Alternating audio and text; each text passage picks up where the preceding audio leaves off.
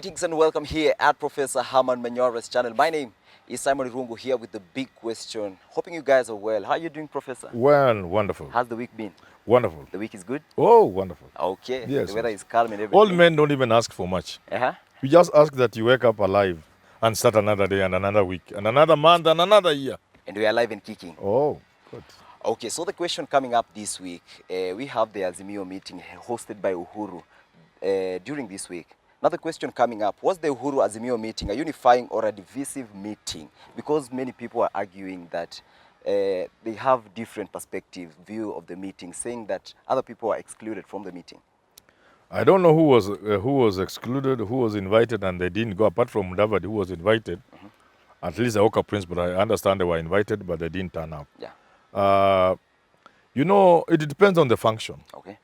If the president is meeting, he can meet his Jubilee MPs. Would you complain that ODM MPs were not called? It was said to be a unifying meeting for the nation. I'm saying he can call a Jubilee parliamentary meeting, even informally. You can't complain you are not invited. Okay. He can say, well, since now we are working with Raila, his MPs can come along. You can't complain. He can look around and say, indeed, Nyora has been insulting me. Why would I call him to a meeting? He has crossed the red line and exclude him. He can look and say, Rigathi Gachagua is a person who doesn't have much respect for me anyway. He thinks I'm useless and I'm leaving office and I'm lame duck. So I want to talk to people whom I can interact with in matters of national cohesion and whatever, and unity. Okay. So he has a choice of who to call. A president's meeting, a national meeting. Yes. Why was the DP excluded? That's why I'm saying it depends on the nature of the meeting. Okay. Not all meetings are formal. There are certain meetings where, whether Uhuru likes or not, Ruto will be there. If he is attending Mashujaa Day, Jamhuri Day, whether you like Ruto or not, he will be there. Okay. The constitution demands that Ruto be in certain places. It demands he chair certain meetings, like the one of devolution. So, but in between the others, with varying degrees of formality. Okay. There are others which are just informal groupings, you know, kamkunji kind of meetings. Okay. In that case, the president, like anybody else, including Ruto, when Ruto invites people at Karen, he doesn't invite everybody. Okay. And should the president be involving himself in the upcoming election? I don't see of a situation where an outgoing president can be said to be completely neutral and impartial and concerned. I don't see such a situation. All presidents outgoing will always have an interest in the incoming president or administration. And we have people arguing that he wants to hand the power to Raila Amolo Odinga. And are we set to have the same scenario that happened in 2002 when Moi wanted to hand over power to Uhuru, yet things turned around?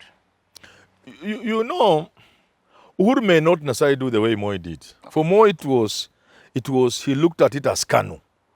Say, I want cannot continue in power.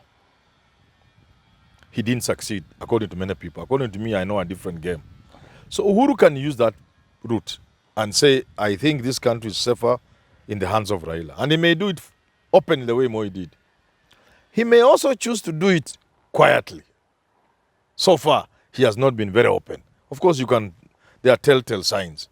So I don't see any problem with that. Either way, he can keep completely off, which is unlikely. It doesn't happen anywhere.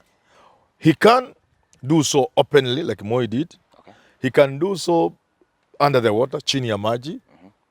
As to whether he will succeed or not, it will not be proper, according to me, to compare it to 2002. Okay. Yeah. So before you continue, take a second. If you have not subscribed to the channel, please do so. And if you're a new member, hit the subscribers button so that when we upload such videos, you get a notification from YouTube.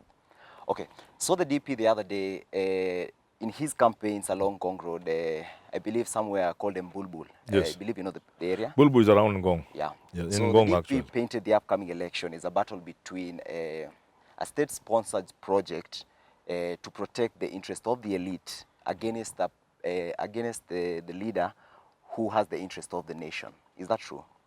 It depends on how you look at it. Okay. It depends on how deep your understanding of things. It depends on how easy it is for somebody to sway you. Because if you are looking at somebody who has the interest of the country at heart, Okay. Then you put Ruto here and you put Raila here. What is the comparison? Raila has spent all his life. He has risked everything.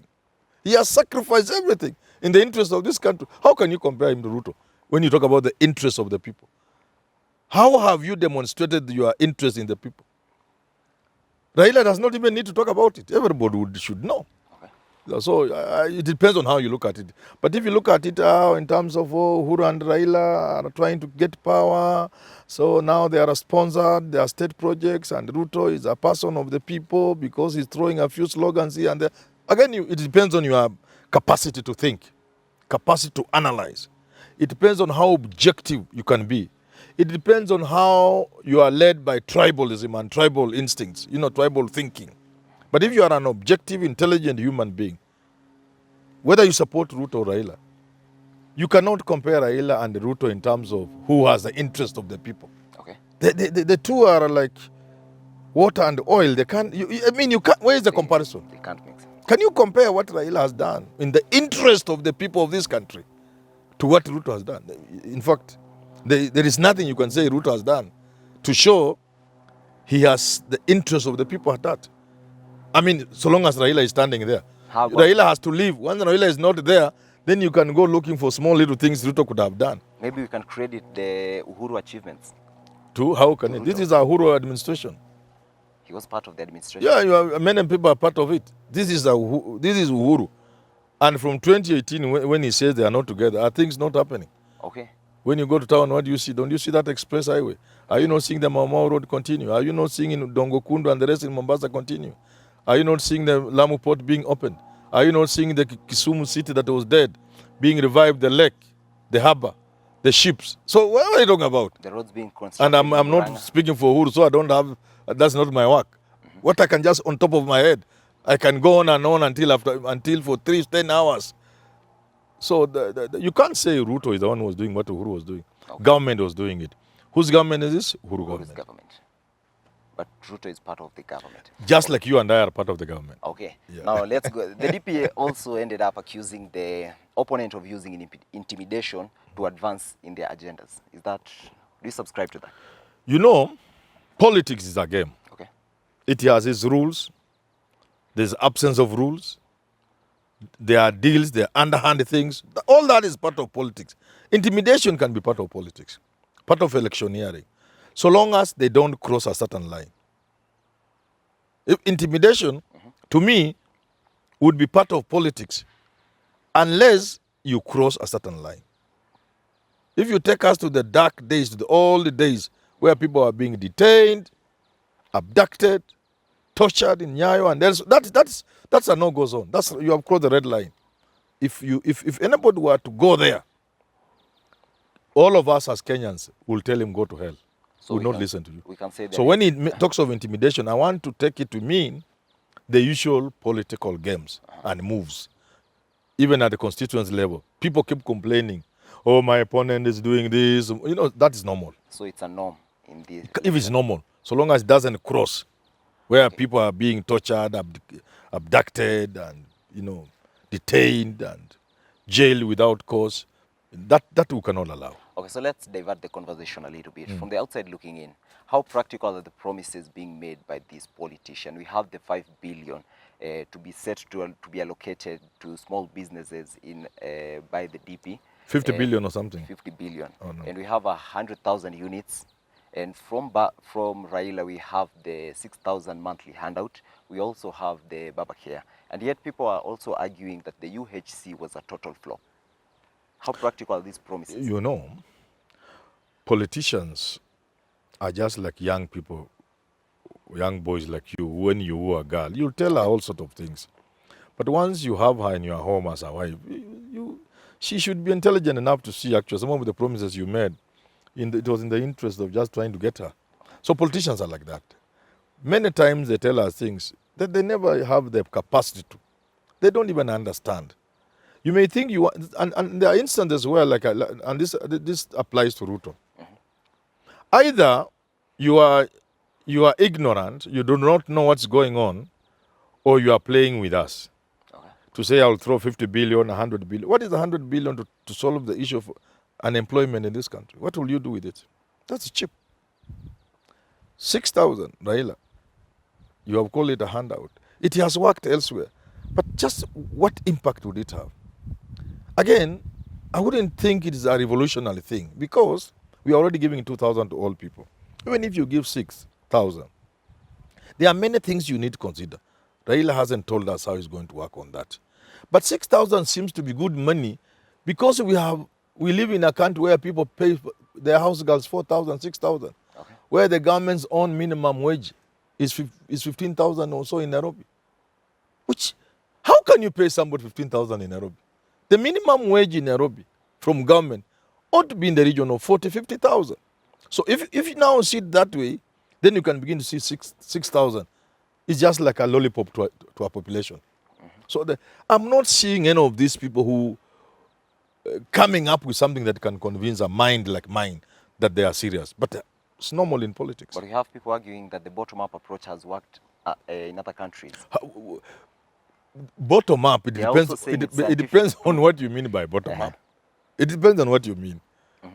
This is something that was long established to be a workable thing. Okay, so let's look it from Yeah. the perspective that the DP is looking at it Ye- from. Yes. Yeah. You know, according to the DP, if you throw some money down there, then down there will work. It's wrong. And I've said it so many times I have a problem repeating. But for in the sake of your listeners and yourself and my listeners, money has been going down there from the 1960s. From the 1960s. There was so much donor funding in the 60s and 70s. All of it has left no mark. This idea of women groups started those days, funded by people like European Union then. They were called European Union, then European Commission, now EU. Government has been sending money down there from 1985 when Moi came up with rural focus for district development. How much more bottom up can it be than the rural focus for district development? That you anchor all development down there. Simon, how much money is government taking directly to the people? People only know CDF.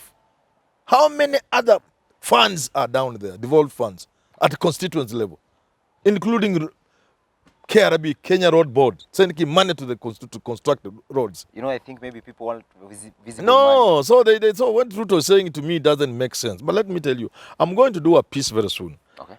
to demystify this thing of Ruto. You go to a rural constituency. There's an urban center, small shopping center. That's where you'll find Mama Mboga and the border person and the other small people. So you support them. But for me, the closest is Jabrok, a very popular center. Okay. So you go women sending Mama Mboga there, you support them financially. Then you support border, Kinafanda. Okay. Yeah, they are there. You support them. And other young people. Is that okay? Is that okay? For every one border person, there are hundreds where he came from at Luombe village. For every one Mama Mboga there are hundreds other women, hundreds of women where? In the village at Luombe. So what is it you are doing? You are trying to create a small class. So if you look at it that way, then Raila's becomes better. At least you spread to everybody. This one you are giving 1/100. And why I'm going to do this, I'm going to write for my website, by the way. Do you ever go to nairobireview.africa? That's my website, nairobireview.africa. I'm going to do an article there and in other media houses. And I'm going to do a video for that. And I'm going to tell you, if you begin giving, the moment Ruto, if he became president, in the most unlikely case, he becomes president, and you begin to give money to border, to other boys doing work, to Mama Mbogas, then you will see chaos. Why do you think we have never fully resettled IDPs in this country from 2007? Why? The number is ever growing. You can never arrest all of them, put them together and settle them.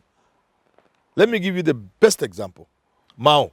When they were trying to settle people in Mao, people would be said to be sleeping outside because they have been evicted. Children are catching pneumonia. One day the press went at night. There was nobody in the camp. My friend, My friend, and it's really sad, a friend of mine, Dr. Sambod, University Dawn, he used to go there with his 504 occasionally. By 5 in the morning, everybody there, they are pretending they slept there. What am I saying? Okay. If Ruto became president and he tried to give money, that's the time he'll see the devil in the details. The number of people who will come up to be claiming to be Mama Bogas. Why do you think the city council has never settled hawkers? Why? That's what I'm saying. Ruto is either ignorant or is playing games with us. How can you settle the hawkers? The number is always is elastic. If there are 50 hawkers in a street, try to get them to settle them. Even before you finish, there are 500 others there. Why has government had a problem settling people in Mount Elego in the land? The squatters. The number is elastic. The number is always growing. So this is a complex issue. But then Ruto is approaching it in a very simplistic way for political capital. So it's not easy. It's not at all. After what you've said, I believe there is someone in the comment section who's going to say you're anti-Ruto. I love Ruto. He's my person. I will perhaps even vote for him. Who knows? Okay. And I've told people, if Ruto became president, you'll see me as a cabinet secretary. That you can take to the bank. You Sure. take cabinet secretary. Because he knows my potential.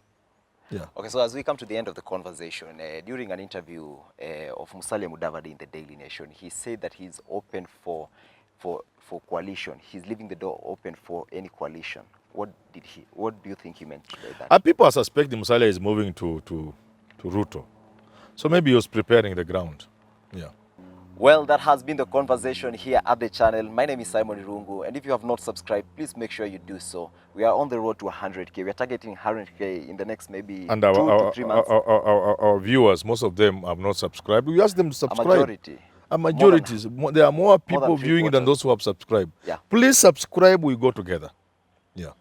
Well, till we do have this conversation again, my name is Simon Irungu.